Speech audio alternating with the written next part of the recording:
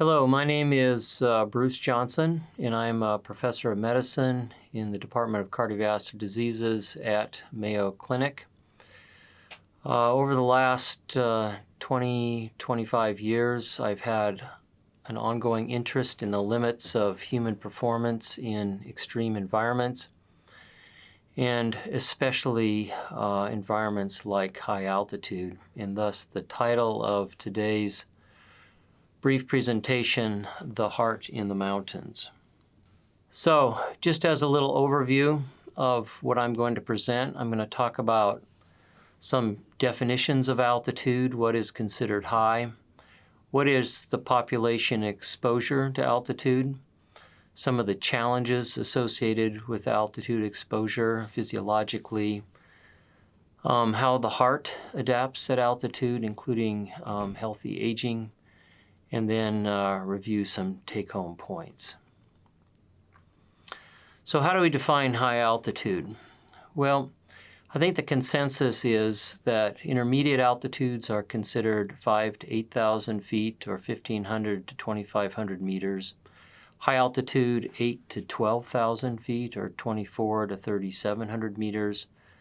Very high, 12,000 to 18,000 feet, and then extremely high above that. And I think most of the presentation today will be around high altitude. This is where population exposure is greatest, but where risk of developing health-related issues starts to show up. I'll have some examples of at the higher and more extreme altitudes. So what is the population exposure to altitude? Well, these are more fun facts, but 25% of the world's landscape is mountainous. 75% of the world's countries have mountain ranges or high plateaus. About 8 to 12% of the world's population live in the mountains. About 2 billion people depend on the mountains for food, hydroelectricity, timber, mineral resources, and thus there's a large occupational exposure. And then about 25% of the world's tourists choose the mountains as a place to play and relax. So what is it about high altitude? Well, contrary to, I think, what most people think, the percentage of oxygen in the air from sea level, really all the way up our atmosphere, remains at 21%. And it was people like Evangelista Torricelli a long time ago that figured out that air actually has weight, and it's the column of air or the pressure that's created that dictates the oxygen available to our lungs and then to our body. So what does that mean? Well, if we take 21% oxygen and multiply it essentially by the barometric pressure, this shows altitude and the partial pressure then of inspired oxygen. At sea level, this is about 150 millimeters of mercury, and in the high altitude range, this decreases about 30 to 50%.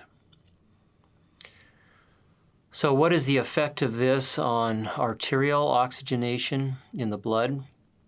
Well, this shows partial pressure of gas on the y-axis and altitude on the x, and then arterial oxygen saturation again on the y. But you can see this brown line is there's a pretty linear drop in the partial pressure of inspired oxygen with altitude, and that the partial pressure of oxygen in the blood parallels this fall. But due to the unique properties of hemoglobin, arterial saturation is really maintained pretty stable until we get up to sort of the mid-range of the high altitude range, which is about 10,000 feet, and then arterial oxygenation starts to drop more precipitously. But there's a large inter-individual variability. These are some data that we collected in a large group of people working at the South Pole, and a lot of people don't realize that the South Pole essentially sits on almost 2 miles of ice, and so it is considered high altitude. And because of the spin of the Earth, the pressure altitude sometimes is higher than the actual physical altitude. But we measured oxygen saturation in a large group of people awake and then at sleep. And a couple of things. First, you'll notice the large range of resting arterial oxygen saturation levels, anywhere from the mid-70s up to nearly sea level values, with an average of around 89%. But then during sleep, saturation on average falls, and it's almost like climbing an additional 500 to 1,000 meters when you fall asleep at night. And so there's a much more significant altitude challenge, and a lot of climbers have recognized this over the years, and thus they climb high but try to sleep low if at all possible. So how does the body adapt to this reduced oxygenation? Well, I'm going to focus mostly on early adaptive responses, minutes to days. But initially there's a relatively rapid tachycardia. The heart rate kicks in. Cardiac output then goes up. In parallel with that, breathing picks up. There may be an alkalosis, and so the oxygen dissociation curve shifts and we unload oxygen a little better. There's a rise in lung surface area, which I'll talk more about. And then a diuresis kicks in, and some studies have suggested splenic contractions that may help with increasing red cell mass and oxygen content. This just shows this graphically. This is in a group of subjects at 3,800 meters, and this is just the percentage of sea level on the y-axis in days at altitude. But you can see again this rapid increase in heart rate, a parallel rise in cardiac output, a sustained tachycardia, and then cardiac output kind of falls near normal values as stroke volume falls with the diuresis. Just as an extreme example of the fidelity of our physiology to respond to hypoxia, this is actually from a study on Everest where we had an elite climber who was up at 26,000 feet, which is Camp 4. He was breathing on oxygen, and so his saturations are really nearly normal. But during the night, his mask fell off, and you can see that as saturation immediately drops, there's almost within a breath tachycardia that kicks in to try to maintain, again, oxygen delivery. And in fact, the heart rate oxygen kind of relationship mirrors each other throughout the night. So our systems are revved up and can respond very quickly and aggressively to the low oxygen. Another interesting observation, these are from data at simulated altitude, and again over the first few days of exposure, we can see pulmonary artery systolic pressure increases, and this is in healthy people. Cardiac output has kind of normalized, but then we get this sustained increase in pulmonary capillary blood volume, and this is the volume that's in the lungs and exposed to air, and so essentially the gas exchange surface area. Now the mechanism of that is a little unclear, but some feel like it's the rise in precapillary pressure that pushes open capillaries at higher lung volumes, and others suggest that it's a stiffening of the heart or maybe even a post-capillary vasoconstriction that causes this to passively increase. Ultimately, there's also a drop in maximal heart rate and maximal cardiac output, and combined with the reduced oxygen content of the blood, we get about a 20 to 40% reduction in functional capacity at these high altitude ranges from 8 to 12,000 feet. Well, what about older individuals? So about 4 years ago, we brought a group of 30 people.